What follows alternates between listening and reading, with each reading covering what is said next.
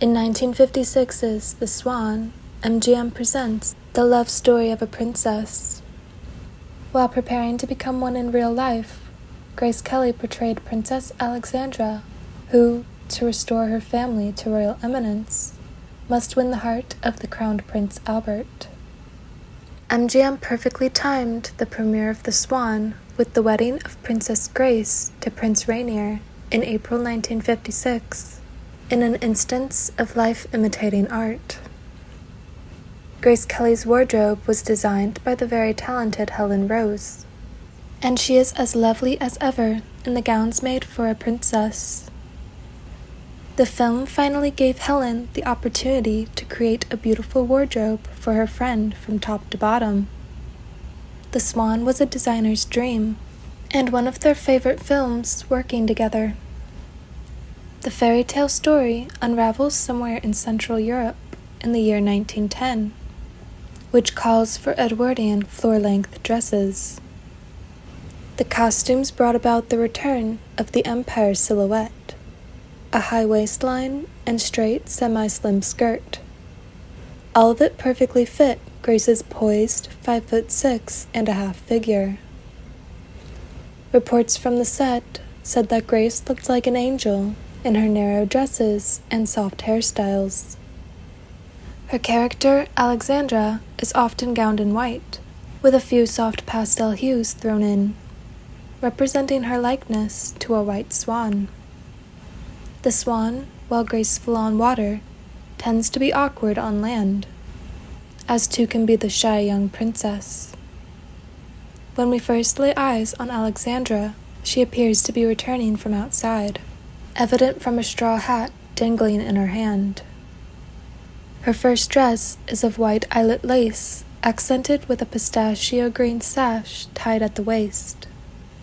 Her mother, Beatrix, is so thrilled of the news of the crowned prince's upcoming visit, she doesn't even spare the time to get dressed, and frantically runs around in a lavender robe with white lace tied over a white nightgown. To distress from all the commotion, Alexandra heads to her fencing lesson. The uniform consists of a white quilted fencing coat and a long black skirt, which was custom for the time. Her hair is pulled back with a matching black bow. Alexandra's next dress is white with a sweet floral pattern. The neckline and sleeve cuffs are embellished with an eyelet lace. She matches the pink flowers and pink sash with pink bows in her hair. In the next scene, we get just a glimpse of her white nightgown. A pale blue ribbon is woven through her lace-trimmed neckline, as well as her sleeve cuffs.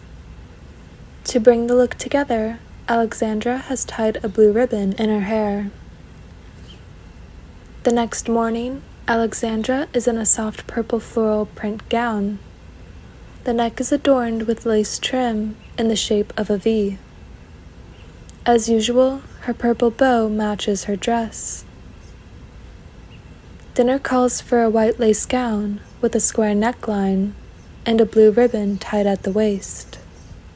The lined lace dress is intricately detailed, from the precious pearls in the center of each flower of the neckline to the delicate fabric-covered buttons and closures down the back.